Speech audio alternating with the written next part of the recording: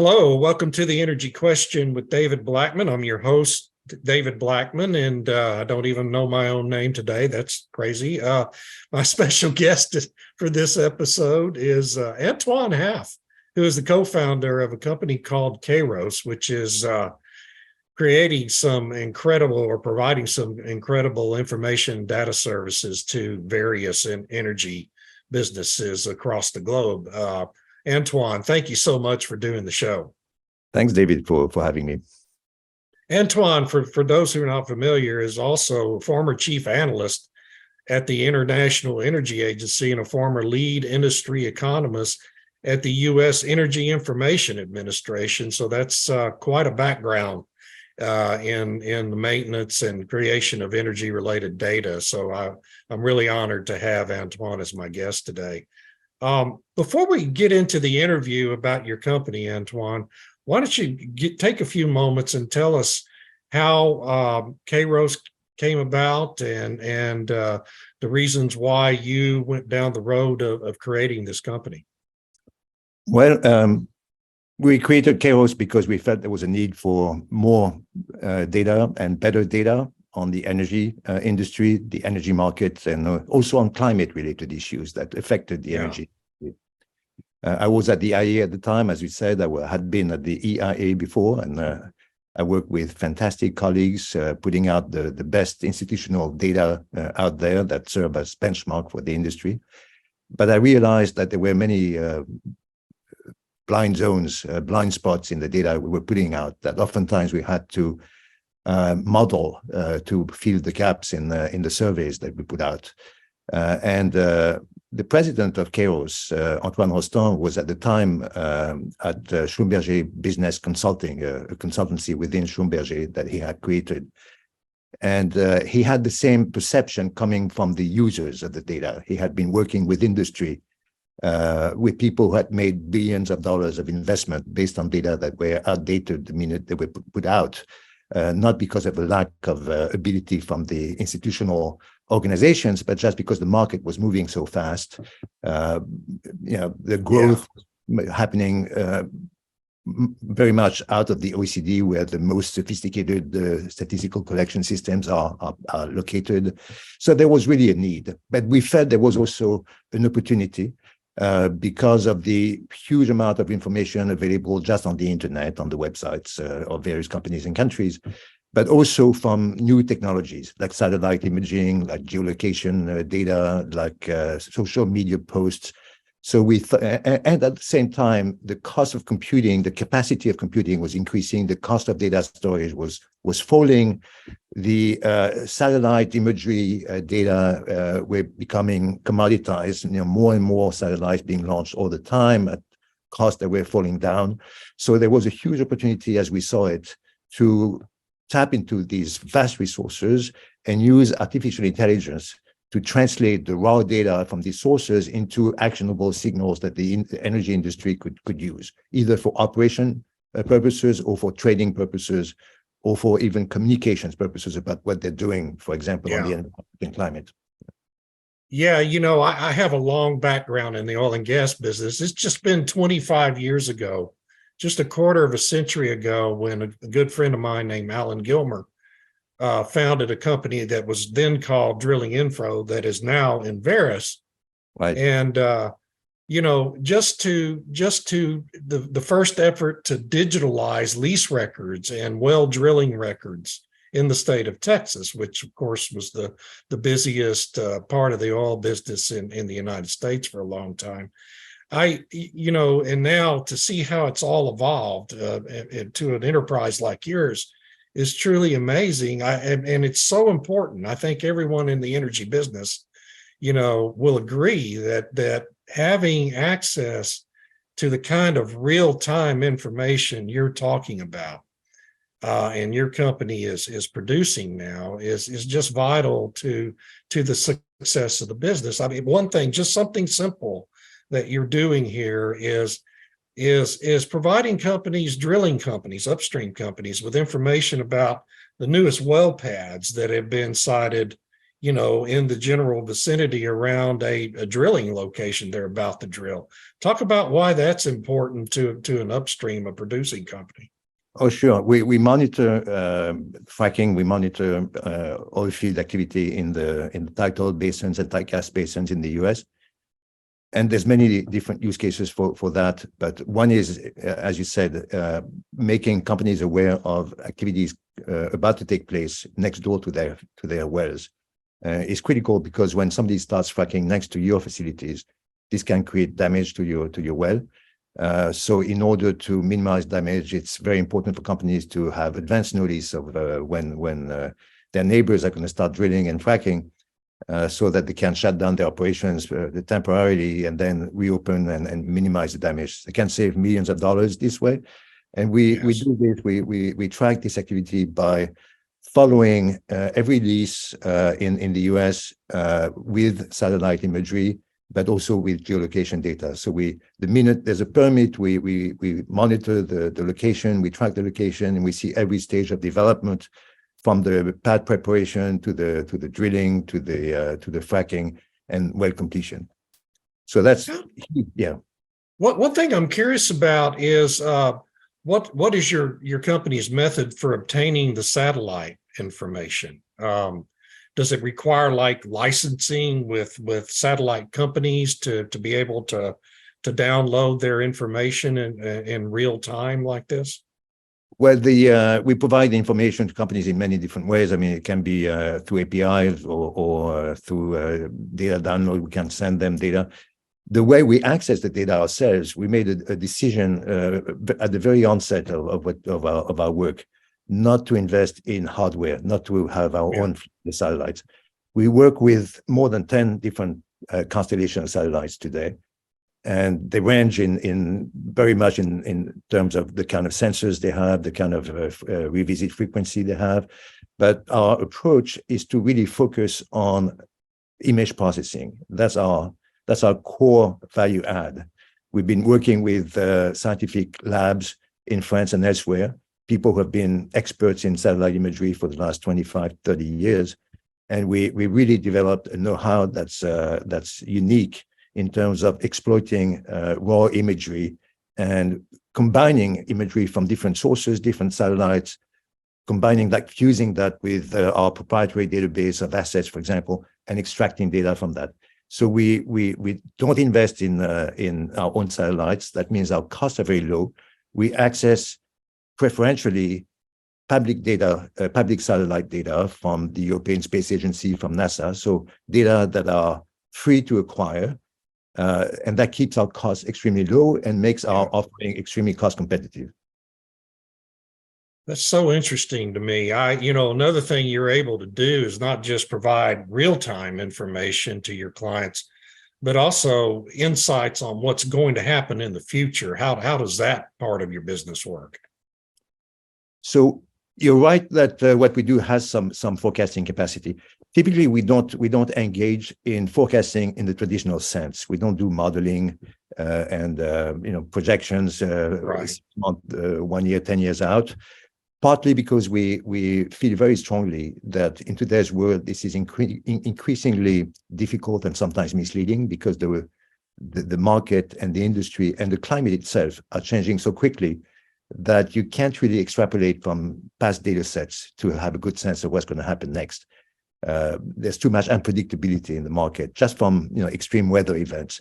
The seasonality is changing, but the industry, the fuel mix is evolving rapidly. So completely uncharted territory. And we feel strongly that in this space, sometimes the best you can do is what we call nowcasting, having real-time information on what's actually happening on the ground, not necessarily extrapolating from past trends, but really having a clear-eyed, real-time view of what's actually taking place. But sometimes this view does give you a little bit of a lead on what's going to happen next. For example, we monitor crude storage inventories around the world, worldwide.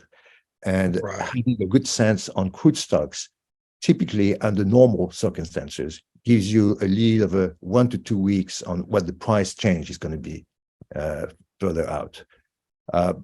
When we monitor facilities such as gas liquefaction plants in the US, for example, we see when they come down, but we also can see through geolocation data when the plants are about to start again. So again, it's a bit of a lead time that can be very valuable for operators and traders. So Another go ahead. Another example that comes to mind is in Texas, in particular, in California, and elsewhere in the US, we monitor now the development, the deployment of solar energy when new utility scale solar facilities come on. And we've been able to have a good sense of delays and bottlenecks in the pipeline of new capacity, and to correct for the ERCOT forecast that tend to be extremely ambitious early in the year and then get downgraded dramatically as the year goes by, and facility and new capacity fails to show up. So we have a good view of what's going to happen there. You mentioned ERCOT. Are you also engaged in some of the other regional grids around the United States? So we've been focusing for this work. We track solar capacity and battery storage, and we started really with ERCOT and also with California, because that's where most of the activity takes place. But now we've expanded this coverage to the whole US, and next is going to be the rest of the world. So are you in other countries now? Or are you strictly in the US right now? We are global. So satellites have a global reach. We are global. Our headquarters are in France, in Paris, and we tap into the pipeline of data scientists that comes out of the French educational system. But we have offices in Houston, in New York, in London, in Singapore, and we have also an office in Bangalore, in India. We're going to expand this network over the next couple of years. But we're very global. But a lot of our business is in the US, because the US is the most dynamic energy industry in the world. That's where there's the most appetite for innovation, the most willingness to onboard new technologies. So yeah, you talk about the new technologies. I've talked to so many business leaders in the startup businesses now that are being spurred on by the incentives in the Inflation Reduction Act, and everybody, trying to take advantage of those incentives and subsidies. And I'm assuming that's going to probably mean, I'm sure you're anticipating that's going to mean a really kind of a big array of new business opportunities for an information provider like Kayrros, right? Yeah, I hope you're right. I mean, it's surely started a kind of feeding frenzy out there, but there's huge potential. The area that we're particularly excited about ourselves is in methane abatement. We've developed a platform to track methane emissions, super emitters, globally and with a very high frequency. And there's a lot of emphasis in the Inflation Reduction Act on methane abatement. We've been working with government agencies as well as UN, the International Methane Emissions Observatory, and we're really looking forward to helping the industry dramatically reduce its methane footprint, and in so doing, make what we think is the biggest contribution that can be done to climate action. You can achieve more by removing super emitters and big methane emissions from the industry in terms of reducing the climate footprint than can be achieved by any other means in a very short period of time. You can do more to reduce the footprint by taking super emitters out than by it would take decades to convert the automobile fleet to electric vehicles to get the same result. Right. Yeah. And I wonder too, and I'm not sure what the answer is, but where methane's concerned, with the satellite data you're able to access, can you help companies, identify those super emitter sites where the big emissions are taking place? Yeah, we can. And we have a platform which I think is the best equipped to do this today. We use various satellites, different fleets, particularly Sentinel-5P of the Copernicus constellation of the European Space Agency, but also Sentinel-2, NASA, Landsat 8, and others. And we have a very good view on super emitters. Now, I'm talking about big events, not small leaks, Right. not leaking, not tiny leaks from but big events. And but big events are the top priority of regulators. They're the low-hanging fruits for climate action. That's exactly what I think EPA is going to go after. That's what the IMO at the UN and Europe is going after with the MARS, the methane alert and response system that we're helping them design and put in place. So there's a huge opportunity there. Yeah, and when you look at what's been happening in that space where ESG is concerned, and companies, really trying to reduce their methane emissions, you've had this kind of cottage industry of ESG ratings services kind of pop up over the last couple of years that help certify producers of natural gas, help certify their gas as responsibly produced. Is there an opportunity for Kairos to work cooperatively with those kinds of ratings companies that are? Canary is one of them. Project Canary is one of them, I know. Is there an opportunity for you guys to provide services to them as well? Absolutely, yeah. I think the kind of so when it comes to methane detection, there's many different technologies. You mentioned Canary, there's others, there's ground sensors, there are airplanes, drones, tasking satellites, monitoring satellites. They all have some kind of advantages and disadvantages, but we think that the kind of monitoring we provide with monitoring satellites is a foundational component of any kind of reporting system, because we're unique in our capacity to capture intermittent emissions. The big emissions, the super emitters are intermittent. They typically don't last very long, sometimes not that more than a few hours, but in a few hours, they can do a lot of damage. So the ability to track almost continuously what's going on the field is very important to capture those emitters, which sometimes are due to pipeline maintenance, sometimes are due to equipment that fails, various reasons. But it's very important to capture that. And you can't really capture it with any other technologies. You can't do it with tasking satellites because you only can task them at given times. You can't do aerial surveys all day long and 365 days a year. Ground sensors you might not have ground sensors in the right place, and they might not be able to measure what you emit. It's very difficult to measure methane emissions from the ground. It's much easier from satellites. So this is a key building block of any kind of monitoring system.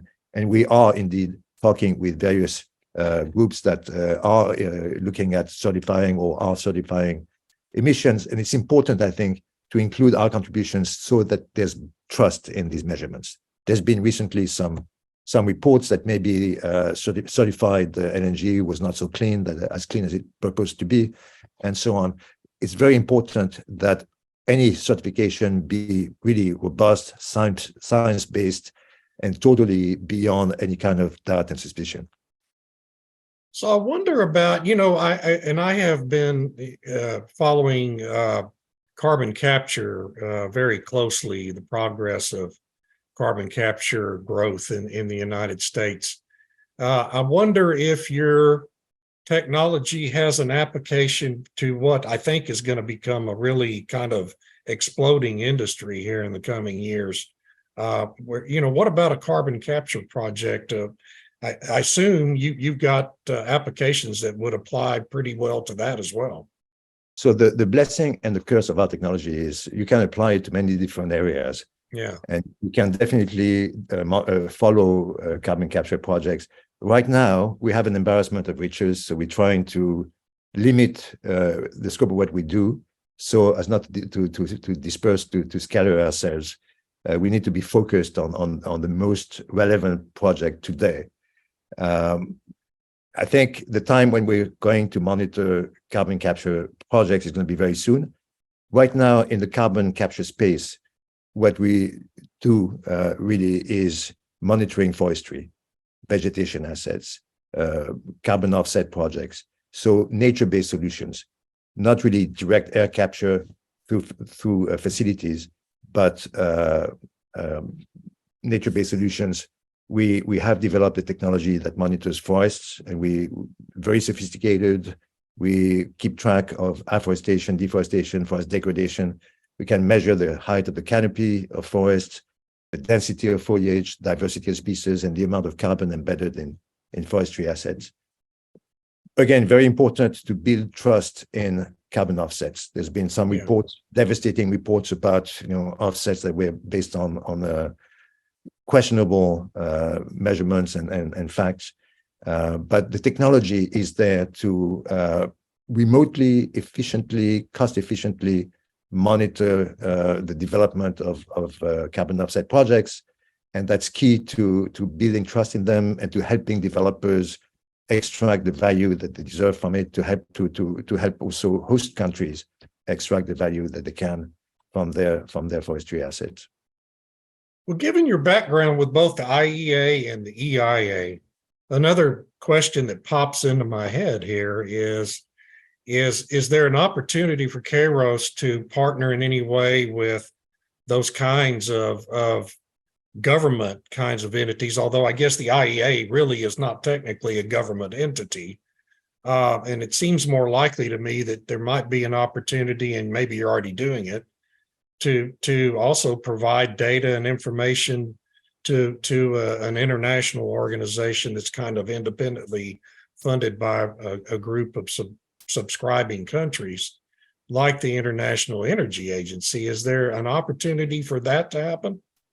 You're absolutely right. Yeah, totally. My colleagues, my former colleagues at IEA are very savvy and very alert, and they're catching on, and we're working with them. So we're working with them on methane. We're providing them with data on the food inventories. We're working on other areas as well.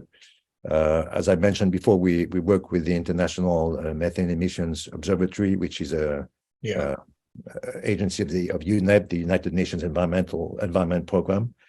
We're working with other governments. We're working with US government agencies as well.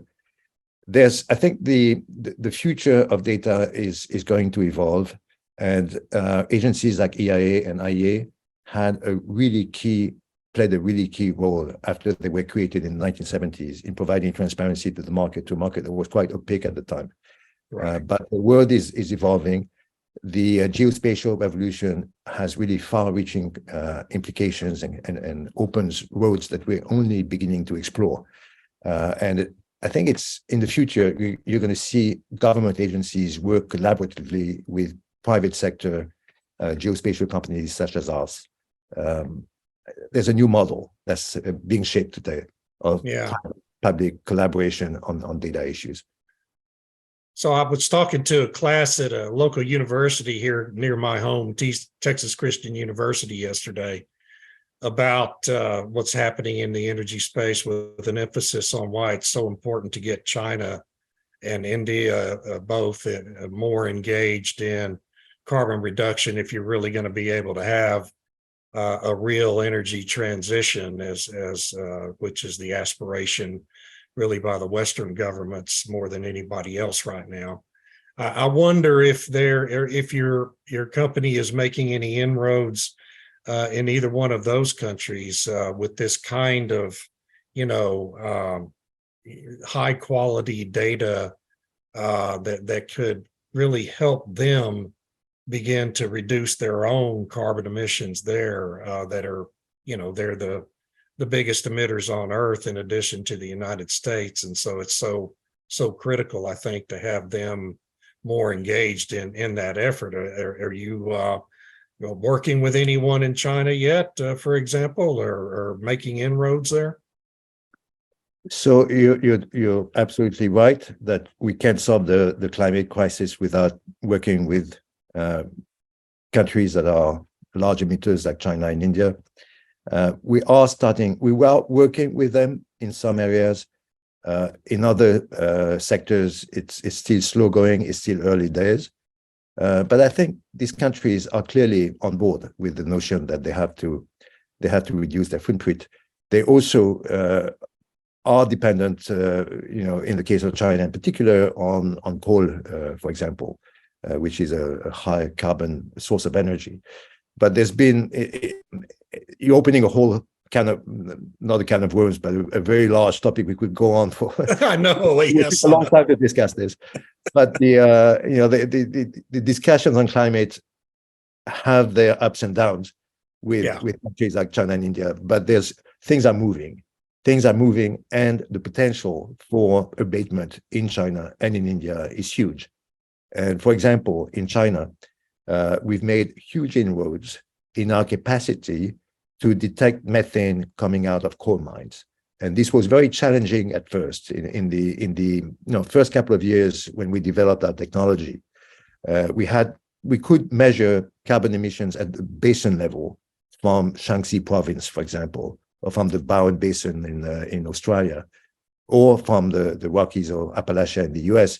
right. But we had trouble identifying precisely what mine the methane plumes were coming from and so on. In the last year or so, we've made major breakthroughs in image processing capacity.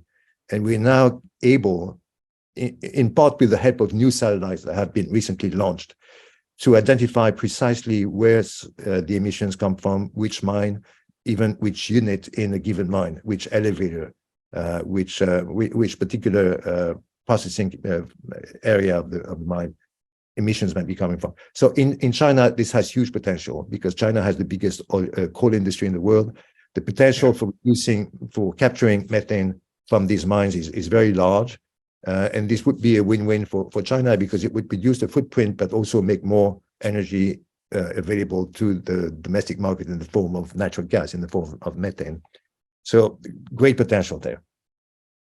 Well, this has been a fascinating discussion. I wish we had all day, frankly, but we're up against time. I really appreciate you taking the time to do the show. For folks who want to find out more about your company, I know the website address is www.Kayrros, and Kairos is spelled Kayrros, 2 R's, right? .com. And anywhere else they can go to find. I'm sure you have social media presence as well, correct? We do, and we have our contacts on our website. Very happy to take emails and calls, and we get back to people. So thanks very much, David. I really appreciate the opportunity to talk about what we do, and I wish we had more time to go in greater length about it. Well, maybe we can do this again here in a few months, and when there's an event you want to talk about, and just do a follow-up. I like to always extend that invitation to the guests that are really interesting, like you. So we'll stay in touch with Bridget and see if there's an opportunity to do another one here later in the year. I look forward to it. Okay, thank you very much, and thanks to Stuart Turley and the Sandstone Group, who produces our show, and to our star producer, Eric Perel. This is David Blackman signing off for now.